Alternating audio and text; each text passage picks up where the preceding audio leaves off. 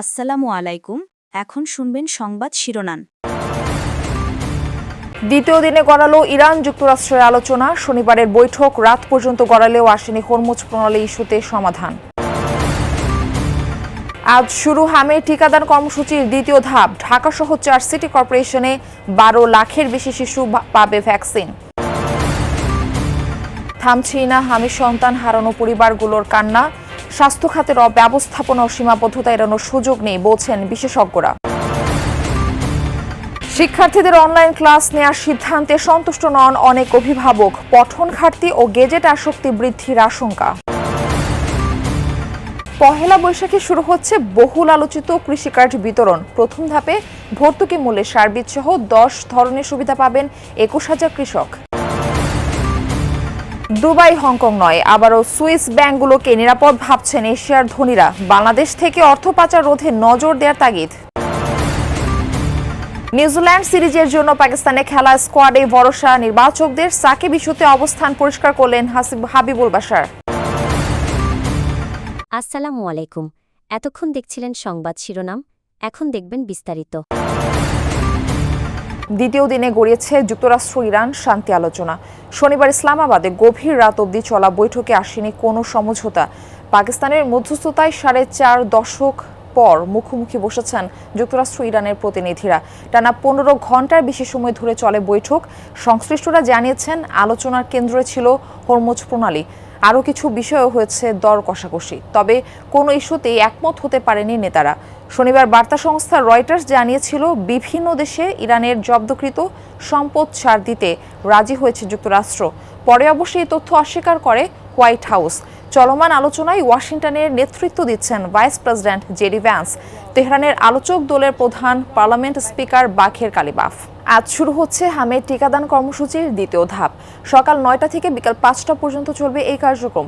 রাজধানী ঢাকাসহ 4 city corporation এলাকায় টিকা পাবে 12 লাখের বেশি শিশু। উত্তরে প্রায় 5 লাখ এবং দক্ষিণে 4.5 লাখের বেশি শিশু পাবে এই টিকা। কেন্দ্র থাকবে 1100-র বেশি। টিকা দেয়া হবে 11ই মে পর্যন্ত। প্রথম 8 দিন স্থায়ী কেন্দ্রের পর টিকা শুরু হবে স্কুল, মাদ্রাসা ও ডে কেয়ার সেন্টারে। একই সাথে আজ টিকা দেওয়া হবে বরিশাল ও ময়মনসিংহ সিটি কর্পোরেশন এলাকায়। এই টিকাদান কর্মসূচি চলবে প্রায় 1 মাস। রাজধানীর কড়াইলে হামে টিকাদান ক্যাম্পেইন উদ্বোধন করবেন স্বাস্থ্য প্রতিমন্ত্রী ডক্টর এম এ মুহিত। আজ থেকে তো হামের টিকাদানের দ্বিতীয় ধাপ শুরু হচ্ছে, তো ক্যাম্পেইনের প্রস্তুতি কেমন দেখছেন? কখন নাগাদ উদ্বোধন হতে পারে এই কর্মসূচি? সময় হয়ে গিয়েছে, এর মধ্যে ঊর্ধ্বতন কর্মকর্তারা কেউ কেউ পৌঁছাতেও শুরু করেছেন। তবে মূল যে আয়োজন সেটি হচ্ছে শিশুদেরকে ভ্যাকসিনেশন বা টিকাদানের আওতায় আনা, সেই কাজটি চলছে এবং সেই কাজটি আপনি দেখতে পাবেন যে প্রাথমিক পর্যায়ের যে তথ্য সংগ্রহণ এবং তথ্য সংগ্রহ করা এবং টিকা কার্ড দেওয়ার যে কাজটি সেটি চলছে।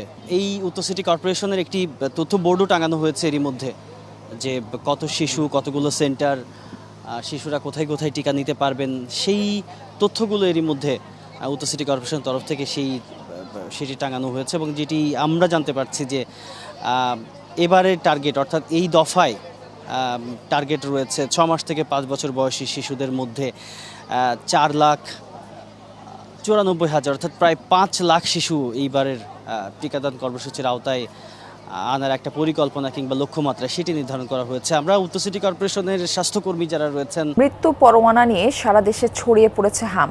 শিশু আছে এমন পরিবারে ভর করেছে আতঙ্ক, উদ্বেগ। প্রতিদিনই বাড়ছে শিশু মৃত্যু, যা এক একটি পরিবারকে কঠিন বাস্তবতার মুখোমুখি দাঁড় করাচ্ছে। শুধু হাম নয়, সংক্রামক রোগের বেলায় প্রান্তিক চিকিৎসায় আরও মনোযোগী হওয়ার পরামর্শ দিচ্ছেন জনস্বাস্থ্য বিশেষজ্ঞরা। এক একটি মৃত্যুর আড়ালে লুকিয়ে থাকা সেই অসহনীয় ক্ষতির গল্প। শরীয়তপুরের জাজিরার এই পরিবারের যমজ 2 কন্যার একজন মালিহা। হামাক্রান্ত হবার পর তাকে বাঁচানো যায়নি। প্রথমে উপজেলা স্বাস্থ্য কমপ্লেক্সের চিকিৎসা, অবস্থা খারাপ হলে পাঠানো হয় ঢাকায়, কিন্তু শেষ রক্ষা হয়নি। মানছে না মায়ের মন।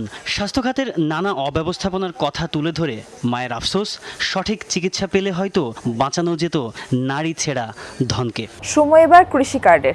বাংলা বছরের প্রথম দিনই প্রধানমন্ত্রী তারেক রহমান প্রকৃত চাষিদের হাতে এই কার্ড বিতরণ কার্যক্রম শুরু করবেন। এই কার্ডধারীরা যেমন নানা প্রণোদনা পাবেন, তেমনি তাদের জন্য থাকবে ভর্তুকি মূল্যে সার বীজ। আপাতত সারা দেশে 10টি জেলায় পরীক্ষামূলকভাবে চালু করা হচ্ছে এই কার্যক্রম। কৃষি খাতে সরকারের দেয়া ভর্তুকি, ঋণ ও প্রণোদনার মতো সুবিধা সহজলভ্য করতে কৃষকদের কার্ডের আওতায় আনার সিদ্ধান্ত নিয়েছে সরকার। আগামী 14 এপ্রিল অর্থাৎ পহেলা বৈশাখে এই কার্যক্রমের উদ্বোধন করবেন প্রধানমন্ত্রী। কৃষি বিভাগের তথ্য, কৃষি কার্ডের মাধ্যমে গ্রামের সাধারণ কৃষক স্বল্প সুদে কৃষি ঋণ, ভর্তুকি মূল্যে সার বীজ, কীটনাশক সহ 10 ধরনের সুবিধা পাবেন।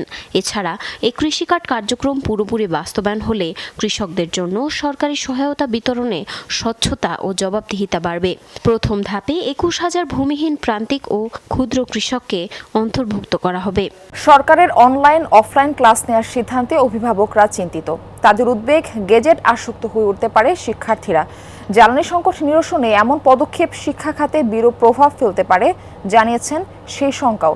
এই অবস্থায় জ্বালানি সংকট মোকাবেলার পাশাপাশি শিক্ষার্থীদের ভবিষ্যৎ নিয়েও সুদৃঢ় পরিকল্পনা নিতে সরকারের প্রতি আহ্বান বিশ্লেষকদের। ইরানের উপর মার্কিন ইসরায়েলি আগ্রাসন চলে 1 মাসেরও বেশি সময়। রণকৌশলের অংশ হিসেবে হরমুজ প্রণালী বন্ধ করে দেয় তেহরান। সে সময় থেকেই লাফিয়ে বাড়ছে জ্বালানি তেলের দাম, ব্যাহত সরবরাহ।